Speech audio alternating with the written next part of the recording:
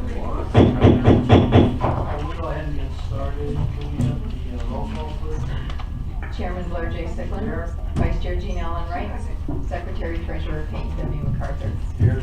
Commissioner Wayne M. Richards. Here. Commissioner Catherine M. Walden. Here. Executive Director Manuel O'Meara. I'm here. Port Counsel Greg Pickens. Here. Mr. Chair, we have a quorum. All right, can we rise for the pledge, please?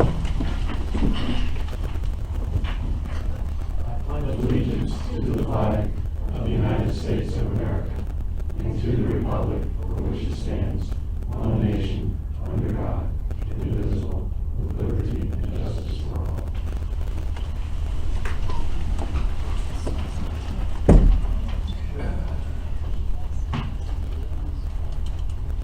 Has everybody had a chance to read the minutes, and we have a motion to approve the minutes?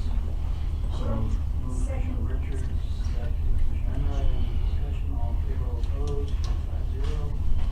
Additions, deletions, presentations, announcements. Commissioner Arrow. Thank you. Mr. Chair, I'd like to make an announcement. The gentleman sitting to my right is our new engineer. His name is Jose Soler Martinez. He joins us today, and it just so happens that today's his birthday. Are you going to sing? No. He is 27 years old. And we are joined by his lovely wife, Melissa. Melissa Soler Martinez. She's sitting up. Why don't you stand up, please? Welcome, welcome. Thank you very Nice much. having you here. That's the announcement. That's it? That's it. No presentations, all right. Go to the consent agenda. Anyone have anything they'd like to, Mr. Chairman? Go ahead. I'd like to pull E1. All right. Any others? All right, so why don't we talk E1? Apparently staff had some concerns about having all the figures timely and everything, and they were going to explain this to us, I believe. Paul, if you can, please, sir. In order for us to close the books and prepare the financial statements, it takes approximately anywhere between 9 and 10 work days from the beginning of the month. First 5 or 6 days, we're just gathering the invoices and the source data for the revenue calculations. 2 days to post them and balance the books, and then 2 days to actually prepare the statements. We have been asked to ensure that all information to present to the board is provided no later than 1 week prior to the board meeting. Preparation of the financial statements, like I said, takes between 9 and 10 days. Assuming best case, that we can do it in 9 days, in order for the financial information to be available a week before the board meeting, the first of any given month must fall on either a Friday or a Saturday. That means the majority of the year, the financial statements would not be available on time. The new procedure being suggested would provide the board and the public completed financial statements only 1 week after the current board meeting. We provide it to you and we would post it on our website. This would allow the board and the public about 3 weeks to review the financial statements, ask questions, prior to them being ratified at the next board meeting. Effectively, the publication of financial statements will only be delayed by 1 week. If this is unacceptable, we can easily go back to the past procedure, but we would need to be allowed to submit the financial statements sometime within that final week. As an example, right before the meeting, I got January statements about 2 hours ago completed.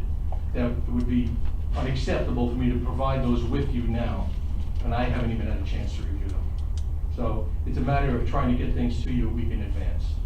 At the board's discretion, I can do either. Well, it seems to me that to be easier for you and more prudent to do it the way you just said, first, 1 week, because you could just send it to us and then post it, when you get it done. We don't want you to rush and having to do it, and then if there's mistakes, so, we don't want to put a timeline on it. Where do you think it's more prudent to do it that way? I would think that would be much more feasible. Anybody else? I concur. Yeah, just makes sense, so. Thank you for your consideration. Yeah, that'll be fine. Okay. Anything else on the consent? So if not, not, Move approval. move approval by consent by Commissioner Richards. A second. Second. Any other discussion? All in favor, all opposed, carries 5-0. District reports. Okay. Okay, commissioners, good afternoon, and I just want to start with our most recent event that we had here in the port, and this was, of course, the Cuban delegation. Believe it or not, it's been almost 2 weeks since they were here. Officially began at the reception we held for them that Thursday, actually Wednesday night. You're looking at, of course, Commissioner Sickman, but you're also looking at Ana Garza Martinez, who was the lead delegate from the Cuban side. We also had Jackie with us? No, but Jackie did an outstanding job as all staff that was associated with this project. There you see Jackie translating for Commissioner Waldo, who apparently had met some of these folks when she traveled to Cuba. In the background you see Commissioner Wayne Richards. More pictures. This was during the breakfast that we held. There must have been about 35 guests that were in the audience, and that gave the opportunity for the Cuban delegates to make their presentation on their individual areas of responsibility. Incidentally, that gentleman's standing behind Ana Garza. He was fabulous when it comes to translating. This man did not skip a beat. He speaks more than 2 languages probably. I think he also speaks French himself, but he did a fantastic job. Continuing, this was Commissioner Dr. Jean Enright welcoming the group to that breakfast that we held locally at the Marriott down by City Salt. And this was the mayor presenting the key to the city to the group. That was well appreciated, and the city of Rivera Beach was very well represented during the event. Now, we fastly come into our event that we held here in this room. This was the press conference. The press conference when Ana Garza actually invited the governor to visit Cuba. We had a very good turnout from the press, as you can tell. Great press participation. And we must have had about, I'd say, around 10 to 15 very, very interesting questions that no surprises in the responses, of course. Then we quickly went on to our lunch with our host, Grand Celebration. This is O'Neill. He was welcoming the group. It was rather very jovial and very friendship. I mean, we really solidified our friendship with this group. Wonderful atmosphere. You also see in the middle there the new CFO for Grand Celebration. His name is David, but Paul David. Okay, David, you've met him. So, recapping, we had 51 newspaper articles, total TV news on Wednesday, Thursday, and Friday. We pretty much had a good representation in the news cycles. And we also had 9 web-based videos. We accumulated all that information and sent it up to the embassy. They are very, very appreciative. They were, in fact, Saturday when we dropped them off at the airport, I immediately received a phone call from the embassy, or one of the embassy workers, Rubén, our friend, and he was relaying or repeating what he had heard from the delegates, which was the way we chose to handle it was far, should I say, preferred by the embassy, much more than the others. So at this point, I'd really like to thank staff. They did a phenomenal job, all of them. Excuse me. The culmination in your folders, Commissioners, you have a letter addressed from Jose Ramon Cabañas, who is the ambassador, Cuban ambassador to the United States, thanking us for a job well done. So that is it's a keeper.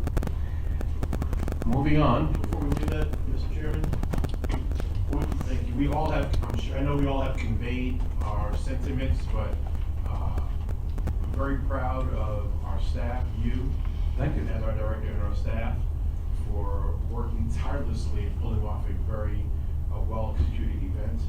Cuba has been on our radar, it's been on my radar since 2000, and very proud of how we conducted ourselves. Having said that, I'm very disappointed in the response, in the tepid response from the larger or the greater business community. I think we'll have to continue to educate the greater business community about international trade opportunities. But very pleased that certain members of the community did come out. Yes. So overall, very, very positive. Our work's not done yet. Yes. Great job. Thank you. Thank you, Commissioners. As I have repeated to you and to the other commissioners, I too was very, very surprised, negatively surprised, certain participations from some of the organizations, but as you said, we'll continue to work and hope that we can educate, correct, right? May I ask a question? Is it appropriate to ask what the follow-up is going to be? I know that we're a little bit tied because of the inability to do an MOU, but as you know, Texas and a bunch of other states were able to sign it, so I'm just a little concerned that we're a little bit hobbled. Sure. You raised a very interesting point, Commissioner, and to Commissioner Jean Enright's point when she was interviewed by one of the newscasters. This kind of puts us somewhat behind a little bit as it relates to other ports. However, as I mentioned here, we did not need a piece of paper to essentially say that, we have an MOU. Our friendship, our commercial relationship, I thought was solidified and is sealed. So much is the case that even the embassy repeated those words. So we're in good standings with them. It wasn't us. We carried our program. Unfortunately, there was a mandate, if I can call it that, from a higher authority in the government, and we chose to abide by it. Now, what's next? Good point. There's several things that we can do, and I certainly encourage us to consider them. One is the so-called food fair that usually happens around November in Cuba, early November. All 7 ministers were talking about it, and all 7 were asking, can we see you participate in that particular event? I think that's something that we should have in our radar. It is expensive. Not the participation per se, but the hotels. The Cubans have learned real quick that when there's a demand, they are jacking up prices quite severely, as a matter of fact. I have been told that a night during that period of time could be $350 to $400 a night. But, you cultivate the relationship, and we'll see. I think it's positive. Secondly, I'm in the process of possibly setting up another quick, and I mean quick, trip to Cuba at a request from one of the potential carriers that would like to start a service to Cuba real quick. This may happen within the next 2 weeks. I don't know all the facts yet. I don't have all the details, but I would certainly let all of you know of that particular event. We have started something. Now it's up to us to cultivate it. And again, we hope that we can, in fact, bring this through the finish line by having either a cruise line or a cargo line. Most likely it will be a cargo line to provide a service, either directly to Cuba or on its way somewhere in the Caribbean that they can stop off in Cuba. Great, thank you, I appreciate that. Okay. Sounds good.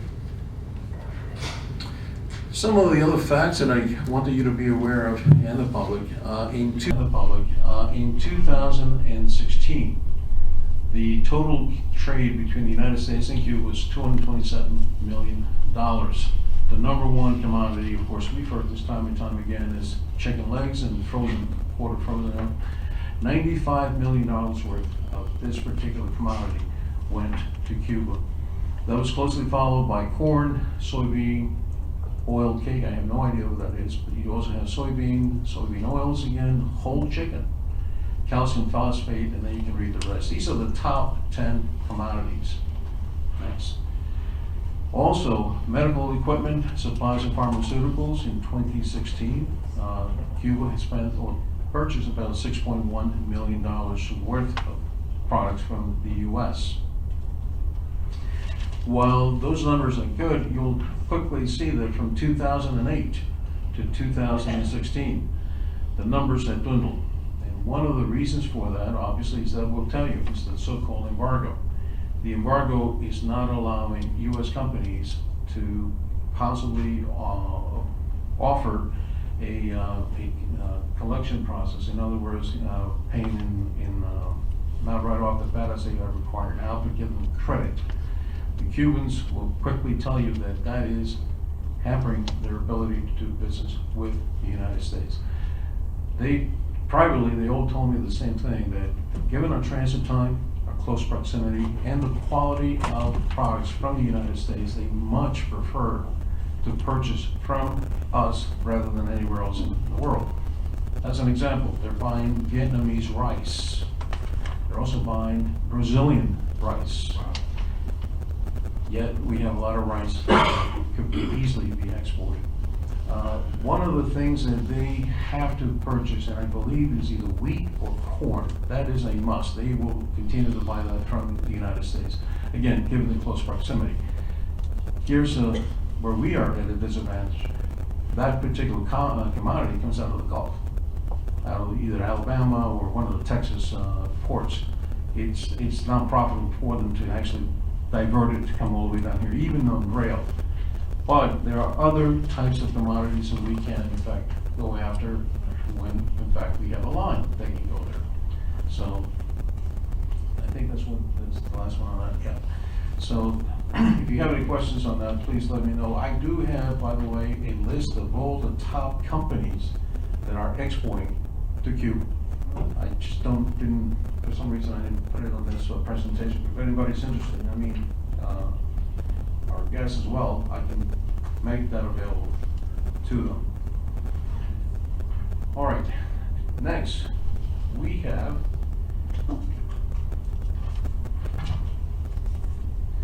all right, the Port of Palm Beach Commissioners will be hosting a regional domestic security task force training exercise on March 13th and 14th. There will be 10 SWAT teams from various counties and municipalities from Miami-Dade, Fort Lauderdale, and Palm Beach. These teams will be engaged in training for active shooters, hostage and waterborne assaults. The Maritime Office, the MOB, will be the primary location for this assault. In addition to tropical shipping vessels and city bus, which will be located on our annexed property, numerous methods of communicating this exercise will be utilized, including message board, media alert, and social media. My understanding is one of our commissioners has volunteered to be a hostage. So good luck with that. No. Hey. That's good. That's very good. Next, commissioners, is the Panama Canal Port Authority.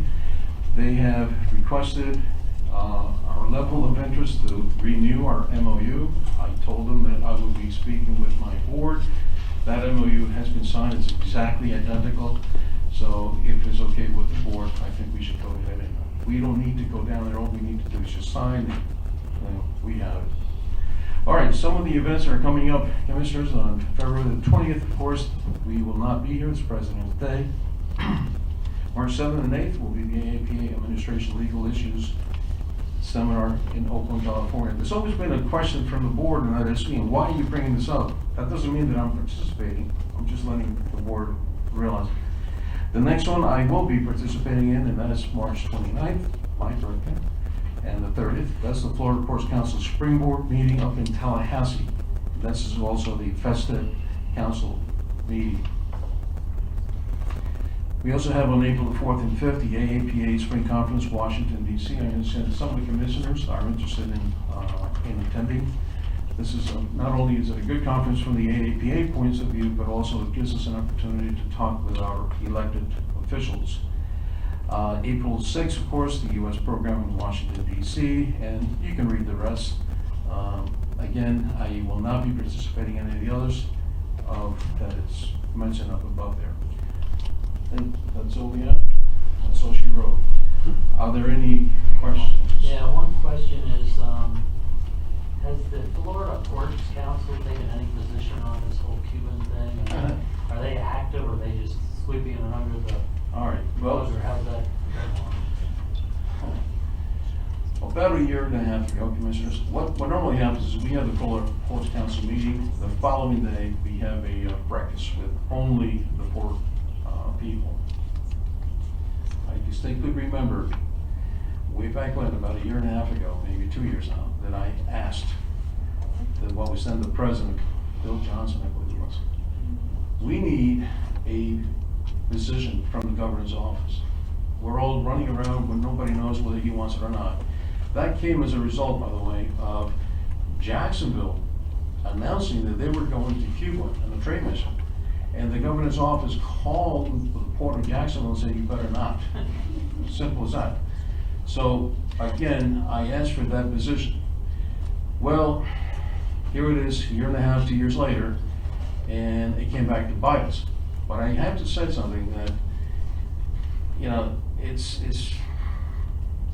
I think we won the public relations war.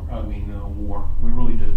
We did what we set out to do, especially in my case, 7 years into this, and to have the rug been pulled from underneath. And the other things that occurred, I have no doubt in my mind that action from the governor influenced a lot of the organizations around here, and that determined whether they participated or not. So back to your point, Commissioner, here's what we heard, and this isn't a joke. What we heard is, don't be in the headlines if you're dealing with Cuba. Well, he did, not us. So that's what we are. Now we hear that, well, you know, again, don't be in the headlines. I don't know what that means, to be honest. But that should not deter, and it's not going to deter me. So let's continue doing what we do. Right, I mean, there's other ports in Florida that are doing business in Cuba, so when you. Well, exactly, Blair. As we know, Port Miami has regular cruise. Correct. Cruise ships going to Cuba. We have airports, we have regular service to Cuba, all out of the state of Florida. Correct. So why is it that this port and other ports cannot participate? That's rhetorical, not consistent. Correct. Correct. Some of us may wish to be in the headlights, some of us may not want to be in the headlights. I think we should consider asking the Ports Council to take a position on this. Yeah. We have taken a leadership role, and I don't care to sit in the shadows, just don't. Yeah. How does this board feel about asking the Ports Council to take a position? I think that's a good idea, I agree. Yeah. Yeah, I think it's worth bringing it up when you have a meeting and just, you know, see, I mean, other port directors might be not as vocal as we are and not front like we have been, but at least ask. But I think maybe I'm wrong, but your Commissioner Richards is asking for a formal statement, I think, right? Yes. And I would agree with that. Mr. Chairman, I agree with the sentiment, but I think at this time it would probably be counterproductive for the simple reason that, you know, look at Texas and Louisiana. They're much more conservative states than Florida. They're signing agreements with Cuba. The governor of Florida, a much more moderate state, is making an issue. Why? Because he's running for United States Senate. It's political. And that's going to remain political for another year and a half. And I'm afraid that if we ask the council to take a position, we will be basically in the headlines. And I just think we should maybe take a wait and see attitude and see if, you know, what happens. Right now, I think he's looking for an excuse. And that's just my feeling. Yeah, I think that's probably, you know, there's still funding coming up, and I don't think we should really let him basically tell us that we're not going to be eligible for funding by. But you should tell us we shouldn't go after new business as well. Well, that's unfortunate, I don't support you know. that. I mean, like Commissioner Richards said, there's already like over 100 flights every day to Cuba out of Miami, and there's cruise ship too, so there seems to be an inconsistency, and that's maybe what we can highlight. Well, this may be, I'm sorry, this may be the answer. He has set aside in his budget $25 million for the FESTED program. $25 million, it was recently increased from $15 million. As far as I know, he has not set aside any monies for airports, but correctly stated, you do have some cruise companies going to Cuba from Miami and now soon Tampa. So where does he draw the distinction? I do not know, but it almost seemed as if it was cargo related. Again, I just cannot understand the decision that he took.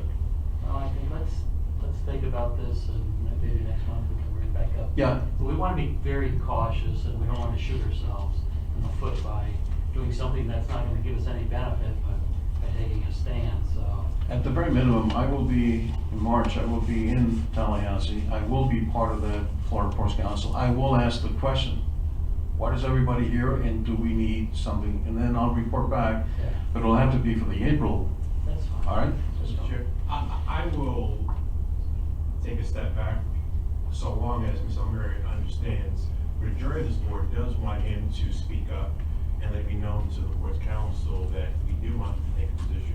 Maybe we don't need a resolution, I'll give you that today, but we do want him to speak up and understand, try to move the agenda forward.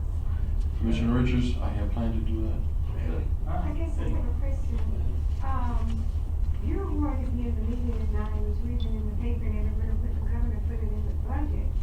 But that's against the Florida Constitution to have a one-line something else in the budget that you, that's a whole different issue. That it could not be in the budget and say that courts cannot do something. So in reality, that's not valid.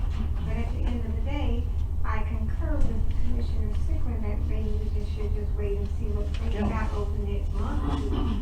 Because if you're going there in March, we should know something, and we can always fire back then, and it would be, the end of the legislative session would be over too. March 30th, April 1. And we'll know about everything at that point. Sure. Good. All right.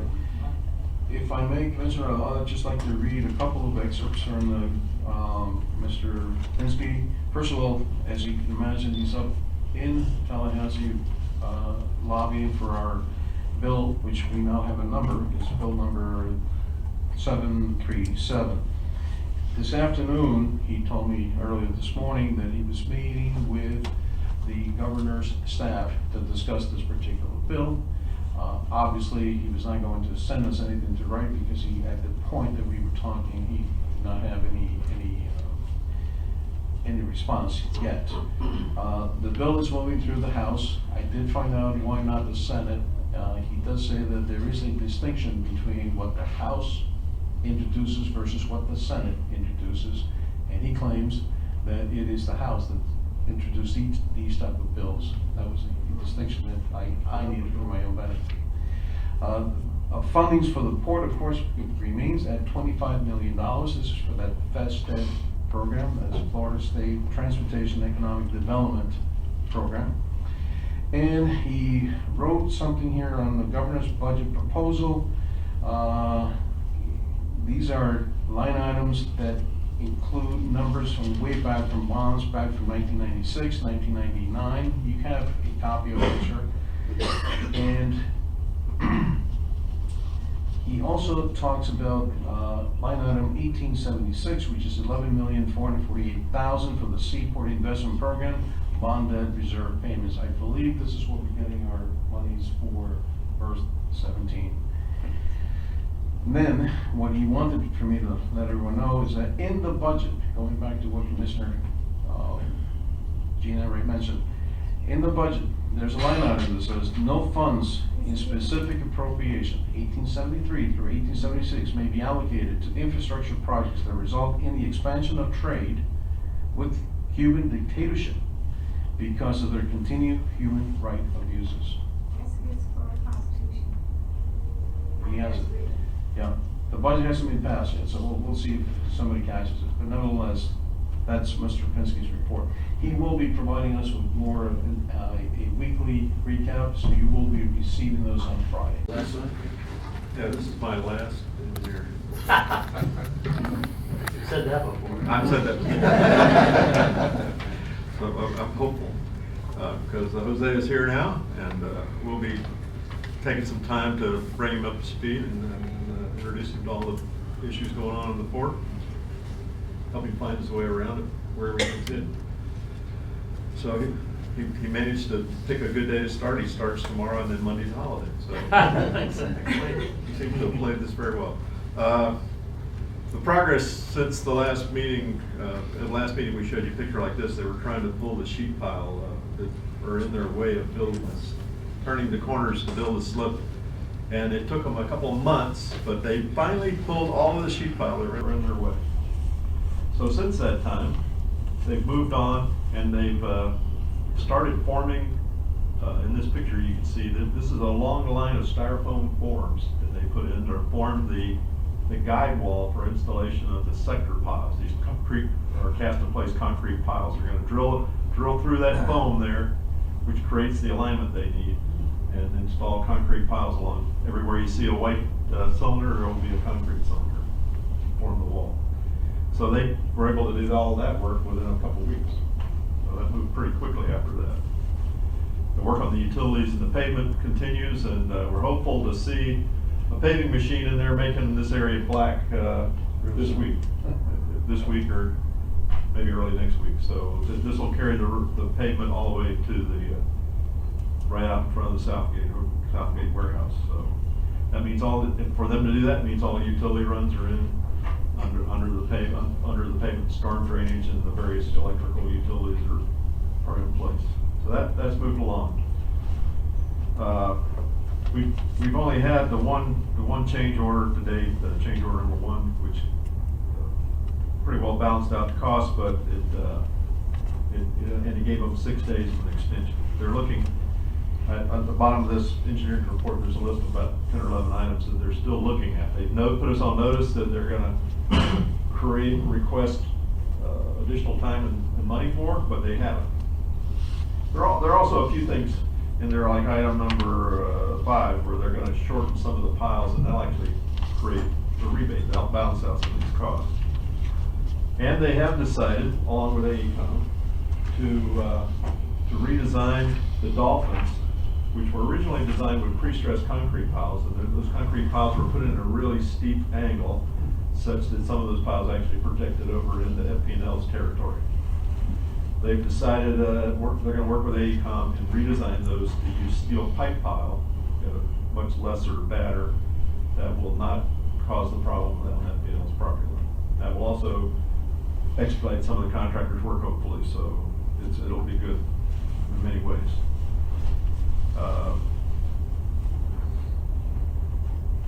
Pretty well all we have. One of the big issues is that they've been reworking their schedule as they've accumulated delays, both theirs and some that were created by the port and others, that now they're saying in their latest schedule that they've submitted, we haven't approved, that it's going to take them to sometime in the spring of 2018 to finish this project. And the basis of that is that the delays have pushed them to the point when they go to excavate the material out of the inside of the slip, it will have creeped into manatee season, and they will not be able to pull the old piles until after manatee season, which is not until March or so, 2018. I think we're gonna work with them to see if we can't undo that schedule. And we've done a number of things to their benefit to help mitigate other issues, so we hope we can pull it back in. We haven't approved any of their delays. They had about a 2-month delay because of the sheet pile issue, and AECOM had wrote them a letter and saying that was disapproved.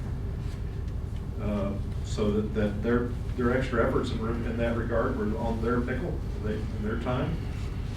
And they said that they were going to, they disagree with that. They will make a claim for that. We're prepared for that. there is about a $3,000 a day liquidated damages clause in this contract. So anytime that they delay getting work done, that's not approved time by the board, they will pay us $3,000 a day. So and over a period of a year, that adds up to about $1 million. So it's a pretty significant issue. And we may, if they, the way the contracts, the port's contract is, there's no provision for mediation. So that if we can't come to an agreement amongst ourselves between the engineers and the contractor, we will turn it over to our fine lawyers. Very briefly, committee, and Dave, thank you for your efforts for coming back to us. I don't want there to be a gap. Obviously, we may be running into issues with this contractor, with our new engineer coming on board and Dave fading back to black. What are the plans to make sure that they don't take advantage of it? Casey's here and I'm on call anytime. I was informed that I can't continue working for the Port of Castle in March, or I'll be on the Florida retirement system. So I don't care to donate to that, but That's important. Yeah, we could always seek his assistance. As a consultant. Contract, correct. There's always ways. and I'm willing, because of the nature of these claims, I'm willing to follow up and keep the important answer his questions anytime. So Good. Okay, thank you very much. you're in good hands. All right, thank you. Casey.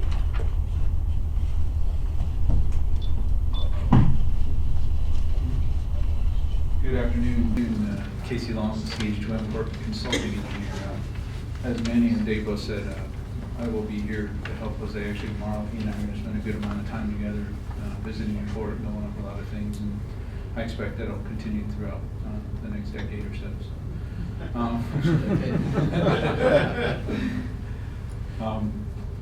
The project updates, as I've done for the past few months, I'm going to go through each of the projects that we're working on that are near and dear to the port. First one being the port's master plan update. As reported last month, we did send off this master plan update to various community leaders, including the mayor of the town of Palm Beach, the mayor of West Palm Beach, mayor of Palm Beach Shores, a couple council persons from the city of Revere Beach, and Palm Beach County. Subsequent to that, I've also been requested by Commissioner Davis to send it on to the city of Revere Beach's planning department with Mr. Bailey in the new role taking over from Mary McKinney. I did that this week, and I've requested that we get some comments back from them by March.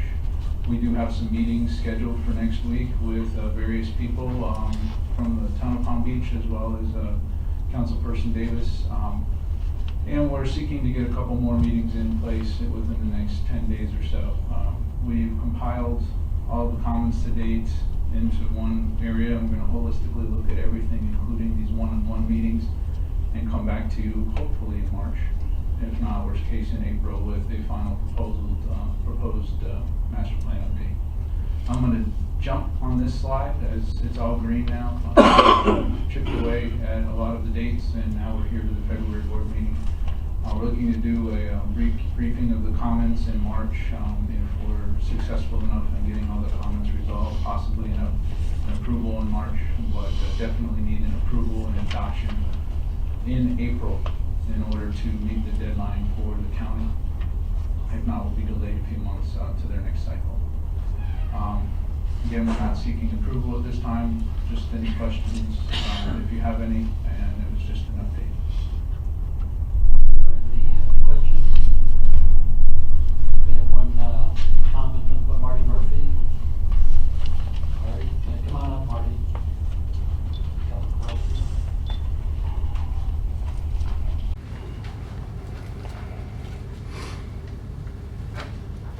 Afternoon, Chairman and Commissioners. The only question I got really was the other items under this was the annex report update and the first one update. So I don't know if you want to wait or you want to take my questions. Go ahead, Casey. Okay. Yep. For the annex property, get an update from last month. We will be seeking an approval from you tonight, though, on the language associated with the use. The recent events, we met with City of West Palm Beach and Revere Beach back in December, as reported in January. We modified the language, submitted that to the city. The city has accepted, both cities have accepted the language with a couple conditions. I shared those conditions last month, and that was the adding of the height of the trees. And then subsequent to that, we received some feedback from Port's Council as well as Port's staff to make some adjustments to it, to make reference to passenger vehicles. The changes since last month are shown in red. They are slightly different than what's in your book. I actually moved the location on the next page of some text and in here, but we put in including passenger vehicles related to parked cars because we wanted to have the ability to actually drive and park cars there, not just handle the cargo back and forth onto the ships. And then the other change was the minimum height of 16 feet overall. I moved that language from after the words Cabbage Palm to after the word center. So the language is there, I just put it in a different location because it made sense. So this is the language that we're seeking approval. In our negotiations and discussions with the city, we tried to expand the use of this property beyond that which was in the reverter clause with the DOT, so that the port had the option in the future to expand the use, but to stay within the reverter clause in the meantime. And both parties were not interested in allowing us to do anything beyond what the reverter clause would allow. So this is a agreed to position between the port and the cities. And with that, we have, with your approval tonight, we'll be making a submission in hopes to get onto the March board meeting for the Planning and Zoning Council. It may be as early as the 9th, but most likely will be on the, I believe it's the 22nd of March. And then following that, we would get put onto a CRA meeting if deemed necessary, and then we'd have to go through 2 council meetings, which actually I put March there, but those would likely be in April for final adoption. So tonight we're seeking approval from from the board on the language that we would be using as the terms of use of the end property. And I'm here for any questions. All right, Jim, do you have any questions for the commissioner? No, I have no questions on that, Mr. Chairman. At least we get to berth 1. I think that's really working. All right. So can we get approval? So moved. Commissioner Richards, second, Commissioner Wright, any other discussion? All in favor, all opposed, carries 5-0. Good. And finally, for berth 1, back in December, you awarded CH2M Hill to retain the services of some sub-consultants to do some diving and surveying of the coral location on the wall, and also gave Port Director permission to move forward with some of the items related to the surveying. The surveyors are underway with doing the field work and the necessary paperwork for the sovereign submerged land lease expansion, and they should be wrapping that up within the next week to 10 days for draft review by staff and others. The coral survey has become a little bit of a challenge. They can't do the dive with the dry dock in the way and with the vessel in place, so we're trying to triangulate the perfect day to get out there when the dry dock is empty and can be shifted. And we've had a couple false alarms, but it looks like we're going to get that done in March, most likely for the next window. As soon as those 2 parts of this project are done, we'll resubmit back to the Army Corps and the DEP and begin moving forward down the path of completion of that permit. And that's all I have on that. Any commissioners have any questions? Marty, you have a question? Yeah, it really pertains to the change in berth 1. You know, the old plan shows a black line. All it shows is a black line. The new plan shows the same thing. All it shows is a black line, but it's changed. And I didn't know why it's changed. I understand everything that he's working on to get permits for the coral. I have no problem with that. just don't understand what the new protrusions, excuse me, you know, is. You can show us up there, you Yeah. can just show us up. The original master plan, prior to this update, showed a diagonal line coming off of the berth with the intention of extending this berth length, as well as providing some extra upland area here. As part of the new master plan update, we're not making a triangle, we're showing that the project would be more rectangle. The intent is not to expand the berth out that far, but to show that within this space here in the master plan, we would be doing improvements, whether it be dredging, piling, or other types of structures, or modifying the bulkhead as part of the master plan. That's the answer. Okay. Yeah. Kind of, the reason I asked that, come in a couple of years and say you were at the meeting and we talked about filling it in. Oh, okay. That was my concern. Okay, thank you. By doing the so-called triangle, that would cause a navigational problem for the Grand Celebration. Right. Okay, any other questions? All right, thank you very much. Thank you. And As you're aware, the port was awarded $1 million from the Department of Homeland Security, Port Security Grant Program. Tonight I'm requesting that we allocate $22,500 of that funding to the Palm Beach County Sheriff's Office under this memorandum of understanding to purchase some munitions equipment that will be utilized in our March 13th exercise. Okay. Got a motion, Mr. Richardson, any discussion? Do we need an update on our commissioner being a hostage? It's Any gonna be extra fun. insurance or, Actually, Carl's volunteered to be one of the bad guys too, so I'd be more worried about him than the hospital. he looks like a bad guy. That doesn't surprise me at all. Carl, a bad guy? But if you need anyone else, if there's anything dangerous, Manny had told me that he's very willing to Yeah, get out there and. He was at the front of the line for that. Exactly, all right, that's good. All right, no more discussion, all in favor, all opposed, carries 5-0. Thank you. No more discussion, all in favor, all opposed, carries 5-0. Thank you. Last in, first out. Yeah. All right, man, what else we got? Don't have anything else, Commissioner? Okay, we have no other cards from the public. We have any comments from the board of commissioners? I had a comment. I would like to, if possible, maybe next meeting, just have a discussion over the possibility of sending a formal letter to the Army Corps of Engineers asking to be removed from the expansion dig. This is just, I think we're budgeted, or it's in the budget until 2021. And I know it was just voted, you guys voted against, I wasn't on here yet, but you voted 5-0 against it. So I just thought we should maybe open it up for discussion.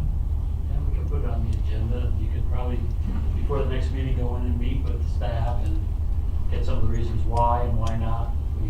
Why we should and shouldn't do that. I mean, we have no master plan to do anything, but, it's just I think right now we're just, don't wanna, fold all our cards from the Corps, but then again, I think go in and speak to Mandy before the next meeting, we can certainly bring it up and discuss it.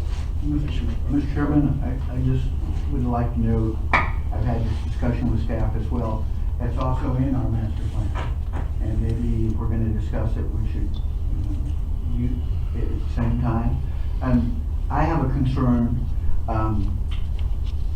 that we have 2 items in our master plan, the dredging and the inland port, that are, in my opinion, infeasible. The Congresswoman Frankel has made it very plain that she's going to continue to block the dredging. Financially, the port is not in a position to really do it. That gives me concern. On the other hand, the inland port, if there ever is an inland port, it's not going to involve the Port of Palm Beach. It's going to involve Port Everglades and or Port Miami.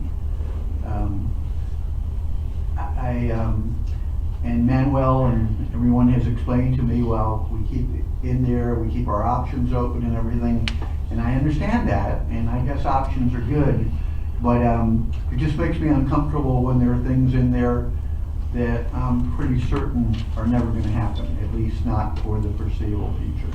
And I'll just throw that out for the board's consideration. Mr. Chairman, I guess, since we're talking about it, I guess my comment is that the reason why they want to keep our options open is because we invested $1 million. And when you invest $1 million, you need to really think about it a long time. And in the future, we can't predict the future. What's going on down in America, you don't know what's gonna happen. So at the end of the day, I think that is one reason why as far as I'm concerned, to keep it in there, because we want to be able to look at all our options later on. And I just have a problem with $1 million. And although we might not ever get the money to do it, it's going to drop off in a year or two. How many more years we have, Mr. Mayor? 2 more? 2021. 4 Just 4 years, years. it will eventually drop off. But I guess the concern is to invest $1 million, and then it's just gonna throw it away. And 3 years from now, we might say, you know what, maybe we should have done that. Because we can just let it just stay, am I correct? And it'll just eventually drop off anyway. But then 3 years from now, suppose something happens. You never know. So that's my take on it. So I was thinking that we would actually have the discussion at the next meeting. Yeah, just to bring it No, up. no, no, just more formal. We just do a That's formal fine. In discussion. that part too, we can talk about that also. I just. Well, the inland port, if I can, the initial studies show that inland port cannot be accommodated in Miami-Dade County, nor can it be accommodated in Broward. Therefore, Palm Beach would be the county that can in fact have ample amount of land.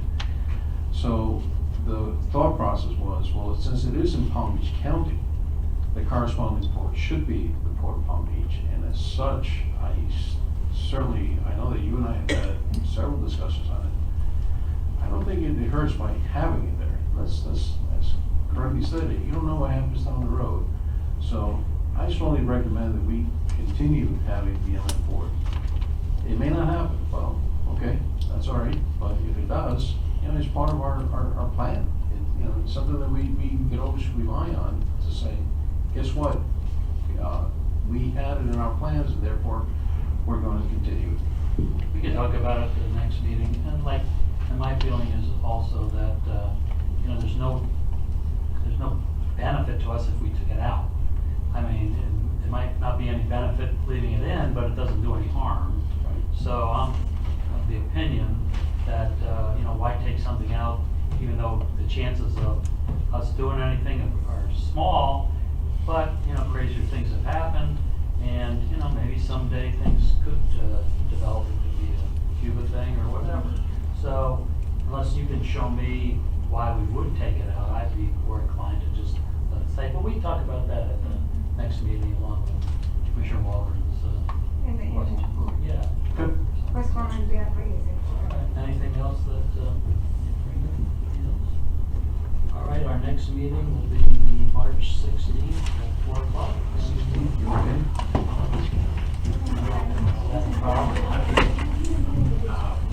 I will probably not be here. I'm fairly certain. Oh, okay. Want to hold it on the 15th? What's on the 15th? What? Let me check. Family members have meetings. Oh, well, no, that's what about the 14th? Well, I'm gonna have to look, anytime there's gonna be a change, we need to know before Correct. the meeting, Yeah. so. So right now, the 16th. Leave it on the 16th and we'll see if we can change it, all right? Yeah, okay. Anything else? All right, we're adjourned. Okay.